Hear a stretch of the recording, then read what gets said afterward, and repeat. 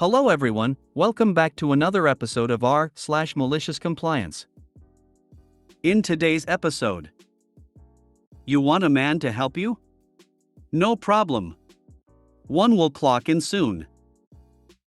Neighbor tries to flex, gets the shaft instead. Dad gave me 30 days to move out and I did. Before we get started, make sure to subscribe so you will never miss a video. So let's get started. You want a man to help you? No problem. One will clock in soon. This happened 16 years ago. When I was about 20 years old, I was a department manager in a big box hardware store. People said I acted 25, but I didn't even look 18. As a young female, I saw my fair amount of sexual discrimination, but the worst always came from women. This is the story of one such woman. I managed the paint department. I had 3 associates who worked for me. They loved me as a boss because I bought them a department radio, took the shifts they didn't want. Worked Friday close and Saturday mids so my 2 younger guys could have time to have fun on Friday nights, and the older gentlemen took early Saturday mornings so they could sleep off their fun. In trade, I gave the older gentleman his ideal schedule. My team was awesome. One day I was in the department alone and a lady came up and asked me where she could find the 5-gallon oil-based primer. I let her know that my location didn't carry the 5-gallon size of that primer. She told me that we did and said that it was shelved right there while suggesting I was too stupid to remember. Her husband gave me an apologetic look. I let her know that another location had what she was looking for and that it was in fact in that exact location in that store. She let me know how stupid she thought I was for thinking she could mix up stores. Then, she began yelling and loudly insisting that I get a man out there to help her because she wanted someone competent and not a stupid little girl. Her husband actually tried to step in at that point, but I just smiled and let her know that a male paint associate would be clocking in any minute and that I would be happy to direct him to her as soon as he is on the clock. I smiled and waited for Joe to clock in. Joe was great and I knew he could handle this or I wouldn't have put him in this situation, but Joe was also new. He was learning things super quick, but still relied on the rest of us for help. When I saw Joe walking up, I quickly said that there was a customer who needed help. I let him know that she was upset and asked him to do his best to answer her questions. Joe walked up to the lady. She said, "Finally, a man." She asked her question, explained where the product should be, and waited. Joe calmly let her know that he had never seen us carry 5-gallon size of oil-based primer, but said he could check with the paint department manager. She was happy and loudly said she was happy to be getting some real help. Joe walked up to me and started to ask me about 5-gallon oil-based primers. The lady quickly walked up and asked him what he was doing. He turned and said, "This is my manager. She runs this department." The husband laughed out loud, the woman stormed off, and I bought Joe lunch. I had a really similar experience. I worked in a large appliance store and an older woman came in to buy a washing machine. I was in my early 20s and looked very young. Anyway, I went up to help her and she stated she would like a man to help her please. I said okay, and went to get one of my male colleagues. I told him she had requested a man. The whole way through the sale when she asked a question he'd say, "Hang on, let me just check with the expert and come and chat with me for a moment." He knew very well what the answer was, in fact he had trained me, but he was a golden soul. That was awesome. Brilliant work. And good for you spotting Joe's lunch as a reward. Worth buying lunch for a chance to sit and laugh about Karen. Same thing always happened to me, working in sporting goods department of a certain blue big store chain. My male co-workers recognized it and always had a fun time with it. When they asked me to get a man to help them with a gun, my co-workers always made a point to ask me the question after they were asked before responding to the customer even though they knew the answer to the question. I had some awesome co-workers that had my back. If the operation of a firearm involves genitals, something has gone horribly wrong. I loved it when I was working and people refused my help because I'm a woman. I worked at GameStop. Anytime they'd demand my store manager, I would go get her with glee.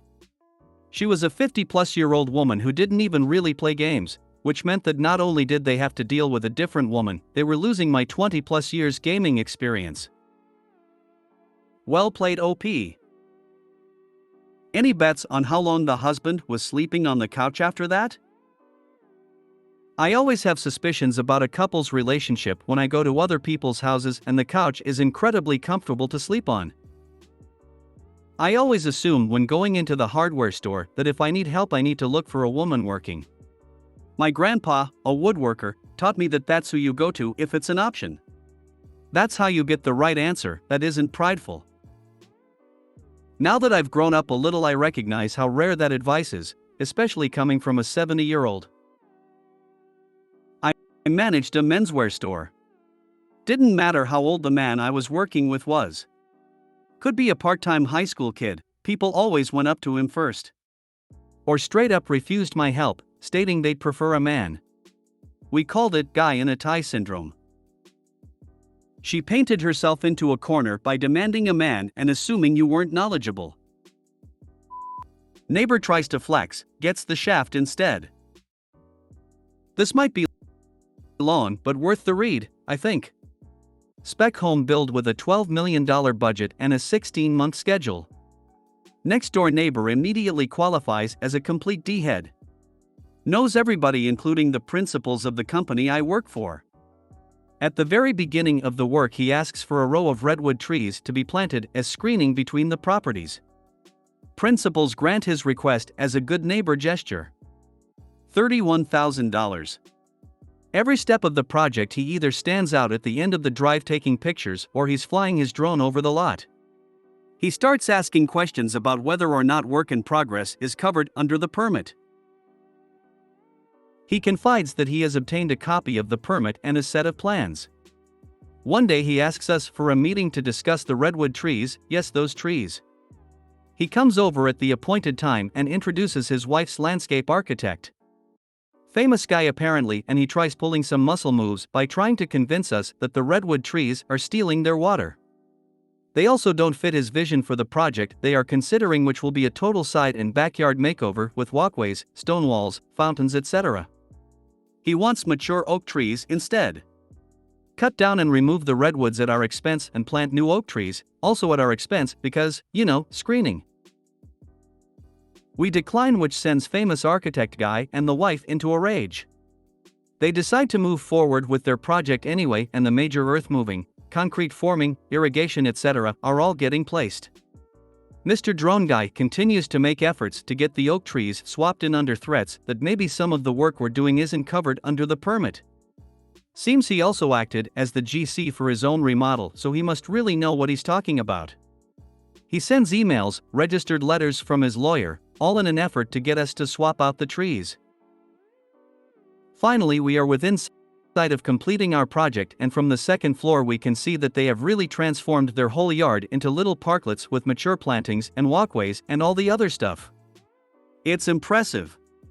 So I call the town for a courtesy inspection prior to final, and the next day the inspector, an old friend whose father is also an old friend, stops by to tour the property for any red flags. I save the best for last and we make it upstairs and make it to the best possible viewing point of the neighbor's magnificent landscape project, and my inspector friend casually but loudly says, "What the hell is all that? I never saw a permit come through for all that." And he bounds downstairs and heads back to the office, I'm guessing to pull files. Here comes the best part. Through abutting properties searches that we always perform as due diligence, we discovered that the neighbor's side yard, in its entirety, is an 80-foot wide utility easement for the single largest underground water aqueduct for the entire region. Can't be built on. We kept mum. Now, because there is also a seasonal creek that crosses said easement, fish and game are notified of the work in progress. In addition, we now have the State Water Resources Board, along with the major water utility company inspections and enforcement department making inquiries, along with the town building department. No permit application was ever submitted for any of the work Mr. Drone Guy had done. Oof. Our property sold, and during some modifications for the new owner, we watched with subdued glee as every stick and stone was removed from the offending area and was to be left in a natural state for eternity. Major fines were also levied. He got what he asked for, everything done to bylaw and with permits. By the way, don't ever mess with bylaws, guys. A subdivision was built in my city. A dozen houses backed onto a creek. A creek that was conservation land. A few landowners manicured their backyard down to the creek. They disturbed the wetlands. The conservation area found out about it. Lawyer letters were sent, with fines attached. Idiot homeowners. The Karma Fairy delivers a streaming helping of actuality to a deserving neighbor. Paragraphs bro walls of text are no bueno. EDTI, hells yeah. Having done similar contractor work in the past and had similar issues with nearby asshats, this is very satisfying. Great story, but I just can't imagine planting $30,000 worth of trees with the ease that one might give a neighbor a cup of sugar. This amount of wealth is obscene, so I'm glad at least one party got taxed by proxy. If that guy was flying a drone over your property, you could also probably get something done about that too.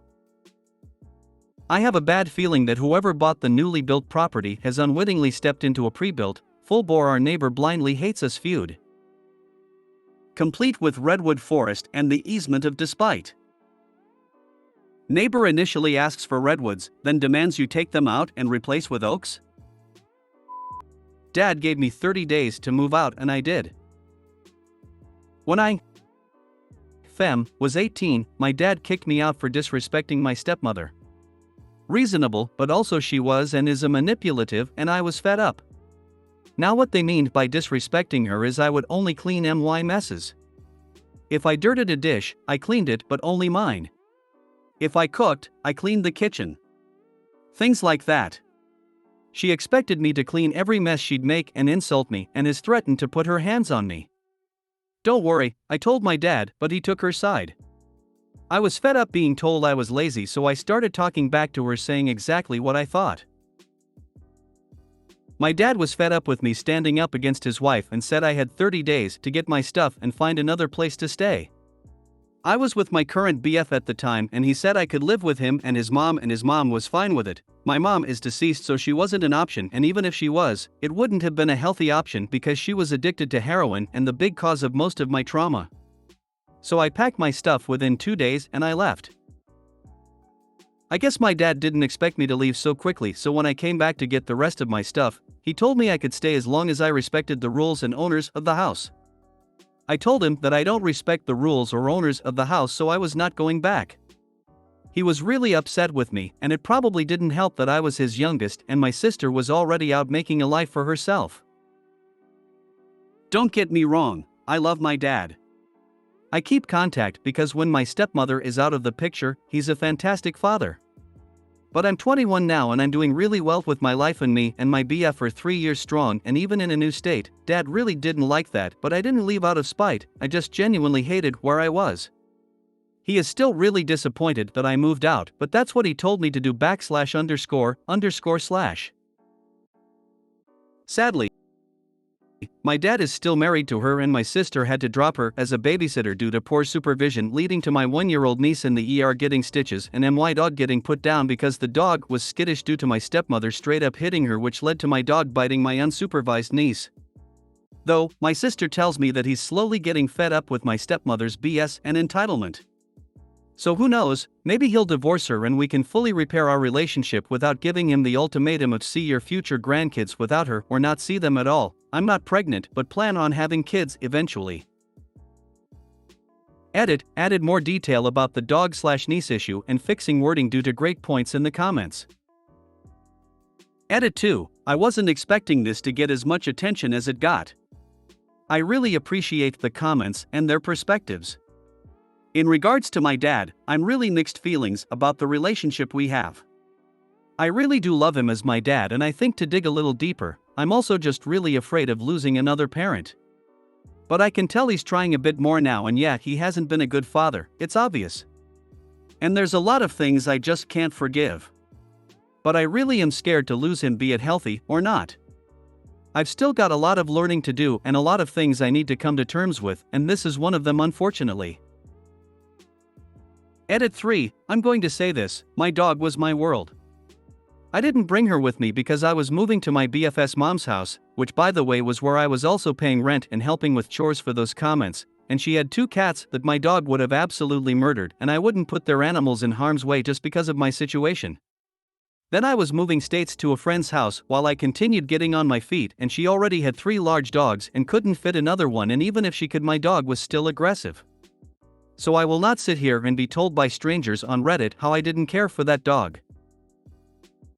I lived for her, and I do not nor will not ever forgive them for putting her down or even putting her in a position to where that was even an option. And I've made those feelings clear to my family, because not just my parents but my sister and other family too lied to me for a week about her even being alive. And I am still not okay with that fact. Just because she wasn't the point of this post does not mean I didn't care. That's all I'm going to say in that regard. And for the ones calling me a brat for only cleaning up after myself after I was tired of being disrespected, I'm not going to say I was in the right. Because I wasn't. I was being a petty teenager that was blatantly disrespecting the owners of the house. Luckily I've grown since then and I'm not the same person I was 4 years ago. Excused? No. But things have already been said and done and nothing I can do to change that, and honestly I probably wouldn't change it if I could. Hopefully last edit, I'm cutting him off.